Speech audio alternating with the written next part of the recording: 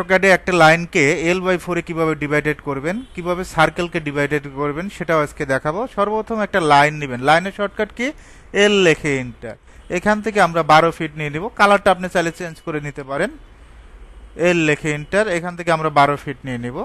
আমরা যদি এই লাইনকে ডিভাইডেড করতে চাই, ডিআইভি লিখে এন্টার। কি লিখে এন্টার, ডিআইভি। এই লাইনে ক্লিক করব, 4 লিখে এন্টার। এখন এটা একটা মেজারমেন্ট চেক দিব, ডিএলআই লেখে এন্টার। L/4 হলে তাহলে এখান থেকে কত ফিট থাকার কথা, 3 ফিট। ঠিক আছে, আবার এখান থেকে মেজারমেন্ট চেক দিব, এখান থেকেও 3 ফিট। এখন আমরা এই মেজারমেন্টটা ডিলিট করে দিচ্ছি।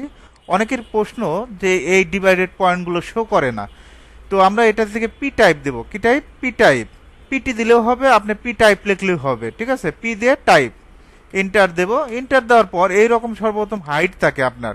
আমরা পয়েন্টগুলো কিন্তু এখানে আছে, দেখেন এখানে সবগুলো পয়েন্টে আছে, কিন্তু এখানে হাইট আছে, পয়েন্টগুলো হাইট করা আছে। আমরা এটা শো করার জন্য কি লিখবো, পিটি।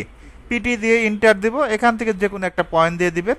আর এটা পয়েন্ট সাইজটা আমরা 5 ইঞ্চি করে দেবো। কত ইঞ্চি, 5 ইঞ্চি। এখন পয়েন্টগুলো কিন্তু শো করছে। এখন আমরা একটা সার্কেলকে ডিভাইডেড করব, সি লেখে এন্টার। কি লেখে এন্টার, এখান থেকে 20। এখন আমরা এই সার্কেলকে যদি ডিভাইডেড করতে চাই, ডিভাইডেড শর্টকাট কি, ডিআইবি লেখে এন্টার। এই সার্কেলকে সিলেক্ট করবেন, ক্লিক করার পর আমরা এখানে 6 লেখে এন্টার। 6টা ডিভাইডেড হয়েছে। ঠিক আছে, আমরা এই সার্কেলকে যদি 8টা ডিভাইডেড করতে চাই, সেটা কিভাবে, সি লেখে এন্টার। সার্কেলের সাইজটা আমরা 25 দিচ্ছি, ডিআইভি লেখে এন্টার। খুব কঠিন মনে হচ্ছে, কাজগুলো সহজ। এই সার্কেলে ক্লিক করব, ক্লিক করার পর 8 লেখে এন্টার। এখন অনেকের প্রশ্ন, এই পয়েন্টগুলো কেন শো করে না, তো তার জন্য সমাধান, পিটি লেখে এন্টার। কি লেখে এন্টার, পিটি লেখে এন্টার, পি টাইপ। এখান থেকে পয়েন্টগুলো শো করে দেবেন, জাস্ট যে পয়েন্টটা দিবেন সেই পয়েন্টটা এখানে চেঞ্জ হয়ে যাবে।